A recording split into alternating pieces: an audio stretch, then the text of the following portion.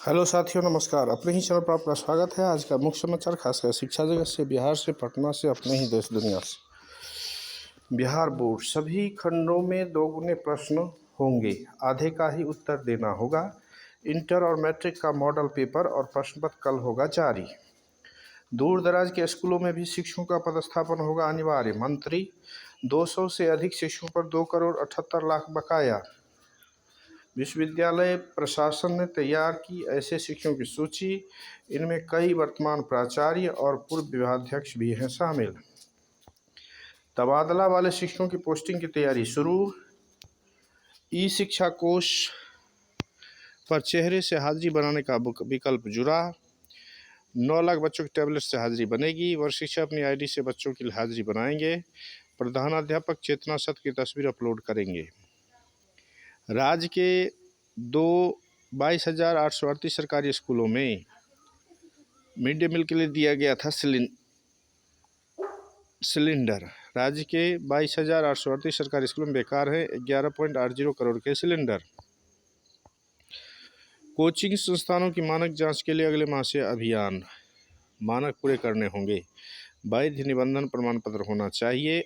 आधारभूत संरचना के अधीन वर्ग कक्ष का क्षेत्रफल प्रति छात्र न्यूनतम 1 वर्ग मीटर होगा।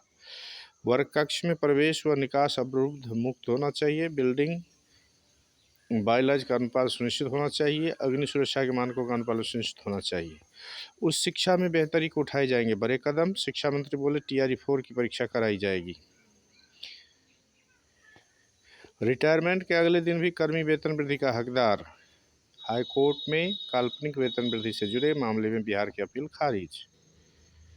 हाईकोर्ट ने नेशनल इंक्रीमेंट से जुड़े एक मामले में बिहार सरकार की अपील को खारिज करते हुए स्पष्ट किया है कि 30 जून को सेवानिवृत्त होने वाले सरकारी कर्मचारी अगले दिन देय वार्षिक वेतन वृद्धि के हकदार हैं। यह फैसला सरकारी मुख्य न्यायाधीश सुधीर सिंह और न्यायाधीश राजेश कुमार वर्मा की खंडपीठ ने दिया। राज्य सरकार ने खंडपीठ द्वारा पारित उस निर्णय के खिलाफ अपील दायर की थी, जिसमें जल संसाधन विभाग के सेवानिवृत्त जूनियर इंजीनियरों की सेवा की पूर्ण अवधि के आधार पर नेशनल इंक्रीमेंट देकर उनकी अंतिम वेतन गणना एवं पेंशन फिर से निर्धारित करने का निर्देश दिया गया था।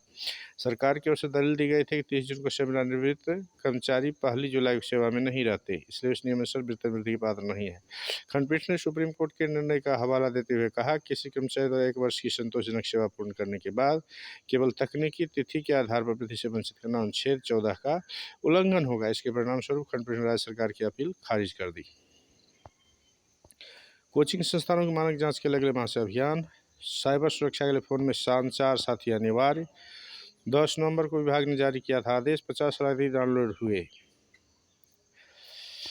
केंद्र सरकार ने स्मार्टफोन कंपनियों से फोन में सरकारी साइबर सिक्योरिटी एप्लीकेशन संचार साथी को अनिवार्य रूप से इंस्टॉल करने को कहा है। केंद्रीय दूरसंचार मंत्रालय के तहत आने वाले दूरसंचार विभाग ने कहा है कि नए फोन में संचार साथी पहले से इंस्टॉल हो, ये सुनिश्चित करना होगा। ऐप से मौजूदा समय में उपयोगकर्ता फर्जी कॉल, संदेश और चोरी हुए मोबाइल फ़ोन की सूचना रिपोर्ट करते हैं। अब ये एप्पल, गूगल प्ले स्टोर से डाउनलोड कर सकते हैं, लेकिन